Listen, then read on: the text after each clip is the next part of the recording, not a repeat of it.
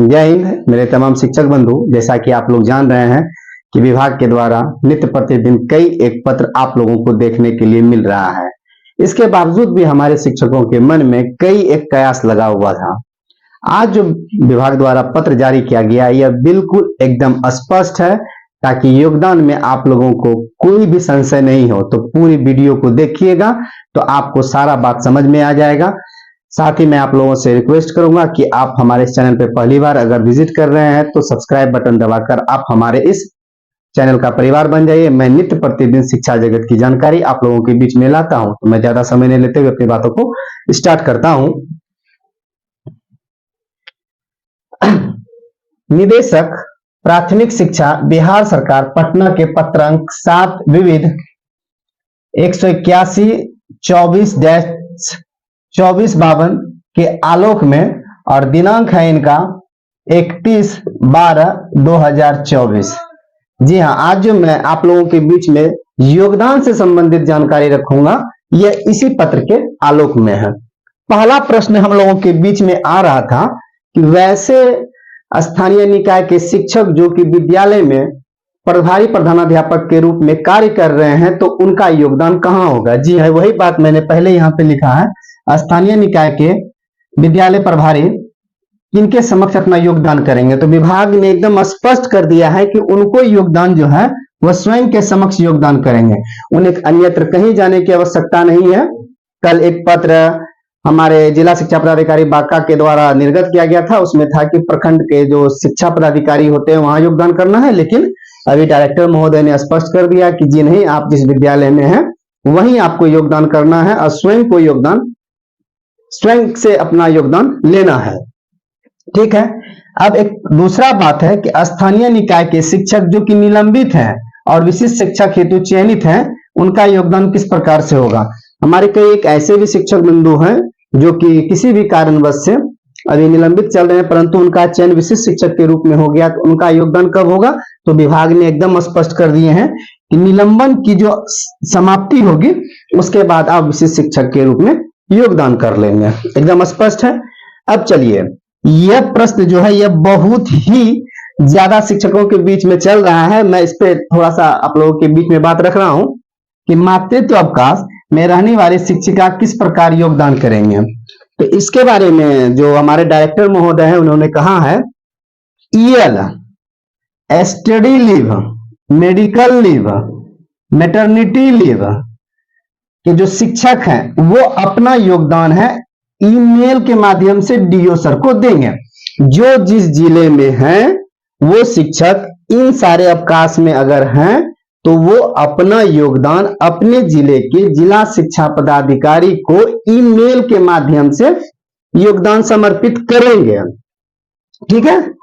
उसके बाद वे अवकाश में ही माने जाएंगे, यानी कि उनका अवकाश नहीं टूटेगा, वो अवकाश में ही माने जाएंगे, परंतु योगदान के उपरांत शेष अवधि का औपचारिक स्वीकृति आदेश डीओ सर के द्वारा निर्गत होगा।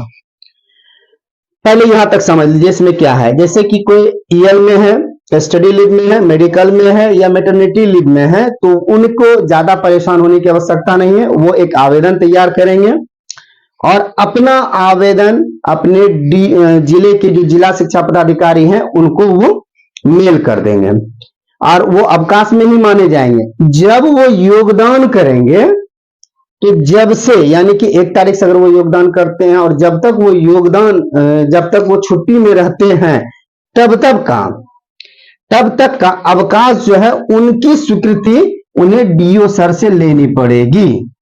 ठीक है। कुछ हमारे ऐसे भी शिक्षक हैं जो विशेष परिस्थिति में 1/1/25 से 7/1/25 के बाद भी योगदान कर सकते हैं। इसके अलावा भी अगर कोई प्रॉब्लम उनको आ रहा है तो वो 1/1/25 से 7/1/25 के बाद भी योगदान ले सकते हैं। कहीं कुछ नहीं है, एकदम स्पष्ट है पत्र में। अगर आपको लग रहा है इसमें कोई संशय है तो आप मुझे कमेंट करके पूछेंगे तो मैं इसकी जानकारी आपको और भी विस्तृत रूप में दूंगा।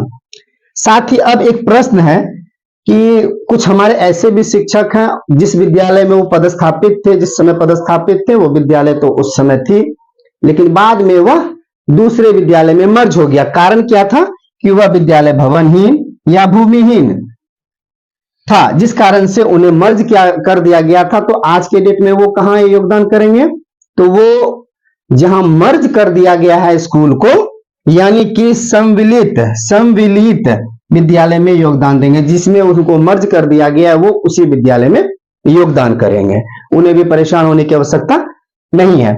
अब देखिए, एक प्रश्न है आप लोगों के बीच में, 1 से 5 के शिक्षक, और वो 1 से 5 के शिक्षक, लेकिन वो सक्षमता परीक्षा है वो 6 to 8 में उत्तीर्ण हो गए हैं। तो क्या वो योगदान 1 से 5 में कर सकते हैं? तो विभाग का स्पष्ट आदेश है नहीं, वो नहीं योगदान करेंगे, और इस पर क्या होगा, विभाग बाद में निर्णय लेगी। ठीक है।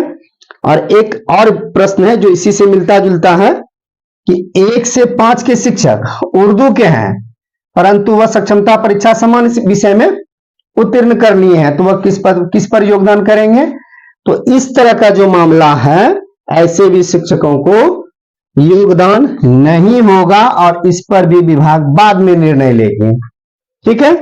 अब एक और जो खुशी की बात है, क्योंकि सारे शिक्षकों के साथ हमारे पुस्तकालय अध्यक्ष ने भी सक्षमता परीक्षा 1 उत्तीर्ण किए, और उन्होंने भी सफलतापूर्वक काउंसलिंग कराए।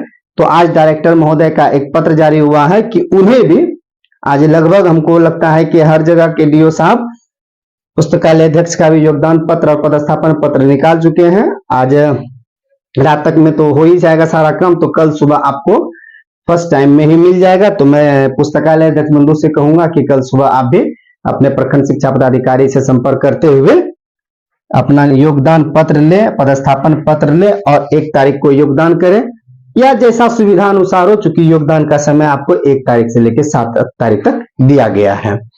तो यह जानकारी वाकई में मुझे बहुत अच्छा लगा कि इस तरह का जो प्रश्न शिक्षकों के बीच में कमोबेश चल रहा था, उनका एकदम सार निकाल दिए हैं हमारे निदेशक महोदय ने।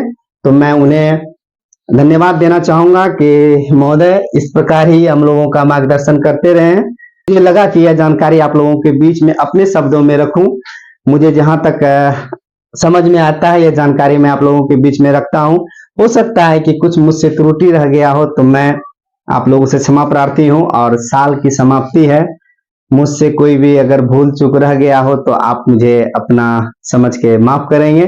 फिर मैं नई जानकारी के साथ नए साल में मिलता हूं, तब तक मैं आप लोगों से आज्ञा चाहता हूं, और अग्रिम आप लोगों को नए पद की शुभकामना, साथ ही नए वर्ष की शुभकामना देता हूं।